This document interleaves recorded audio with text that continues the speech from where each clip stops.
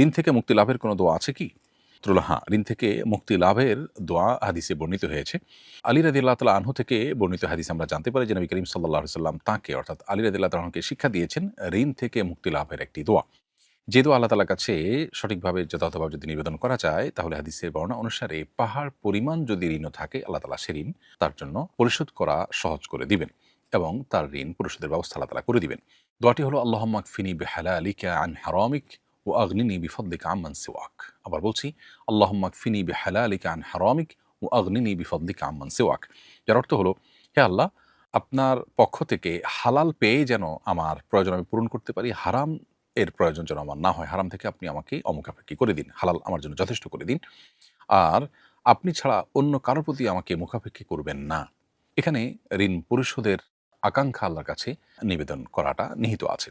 এই হাদিসটি তিরমিজিতে বর্ণিত হয়েছে হাসান সূত্রে। বিধায় আমরা এ দোয়ার মাধ্যমে ঋণ পরিশোধের জন্য আল্লাহ তাআলার কাছে নিবেদন করতে পারি, বিশেষভাবে দোয়া করতে পারি, ঋণ পরিশোধের জন্য আল্লাহর কাছে সাহায্য চাইতে পারি। অতএব আমাদের ঋণ পরিশোধের জন্য যে পার্থিব চেষ্টা আছে, যেটা আমাদের করণীয় আছে সাধ্য অনুযায়ী, সেটা তো আমরা করবই। যেমন আমার স্থাবর সম্পদ বিক্রি করে হলেও আমি ঋণ পরিশোধ করবার চেষ্টা করব। পাশাপাশি আল্লাহ রাব্বুল আলামিনের সাহায্য চেয়ে আমি এভাবে দোয়া করতে পারি, আল্লাহুম্মা কফিনি বিহালালিকা আন হারামিক ওয়া আগনিনি বিফদলিকা আম্মান সিওয়াক। আল্লাহ তাআলা আমাদের সবাইকে ঋণমুক্ত করে, ঋণের বোঝা থেকে মুক্তি দান করে তারপর দুনিয়া থেকে যাওয়ার তৌফিক নসিব করুন। মুমূর্ষু ব্যক্তিকে কিভাবে শোয়াবে দয়া করে বিস্তারিত জানাবেন। মুমূর্ষু ব্যক্তিকে ডান দিকে কাত করে কেবলামুখী করে শোয়াতে হবে। অর্থাৎ ধরুন এদিকে কেবলা, তাহলে এভাবে কবরটা এমনভাবে করবে যে এভাবে লাশটা যেন কেবলামুখী থাকে। অনেকে এভাবে চিৎ করে শুইয়ে শুধুমাত্র ঘাড়টাকে কেবলার দিকে ফিরিয়ে দেয়। এটা সুন্নাহ নয়। সুন্নাহ হলো পুরো বডিলি যেন কেবলামুখী একটু কাত হয়ে থাকে, সেভাবে কার্ভ করে কবরের মধ্যে আবার আলতো করে একটু জায়গা কেটে ওখানে লাশটাকে রাখা। যদি সেরকম কাটার কোনো সুযোগ না থাকে তাহলে সেক্ষেত্রে উপর দিকে শুইয়ে রাখাটাও এটিও জায়েজ আছে, যদি ওরকম কোনো উপায় না থাকে। তবে সাধারণ অবস্থাতে কেবলামুখী করে শোয়ানোটাই হলো সুন্নাহ।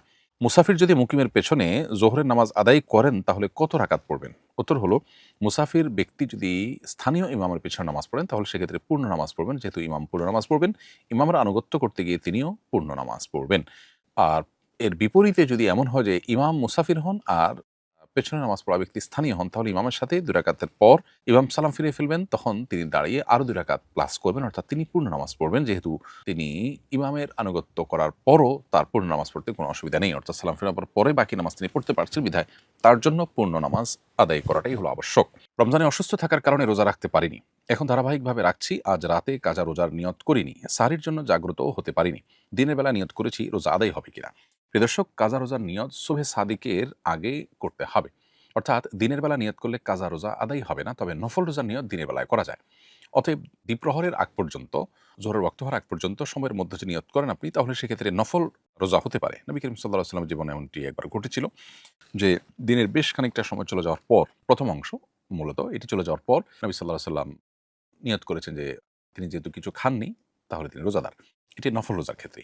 কিন্তু কাজা রোজা, ফরজ রোজা এগুলো মূলত রাতে নিয়ত করতে হবে এবং দিনের একটা অংশ চলে গেছে তারপর আপনি নিয়ত করলেন, তাতে কাজা রোজা আদায় হবে না। অতএব এরকম রোজা আপনি রেখে থাকলে সেটি নফল হিসাবে বিবেচিত হবে এবং তার সওয়াব আপনি পাবেন, তবে ফরজ কাজা রোজা হিসাবে সেটি বিবেচিত হবে না।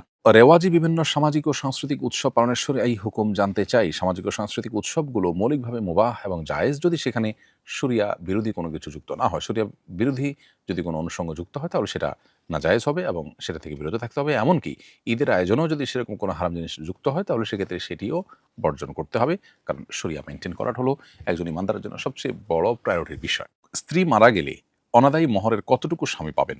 মহর আদায় করা হয়নি, এর মধ্যে স্ত্রী মারা গেলেন, তাহলে স্ত্রীর মহরের টাকা তো পরিশোধ করতে হবে। মৃত্যুর পর তার পক্ষ থেকে এটি গ্রহণ করবেন তার ওয়ারিসরা।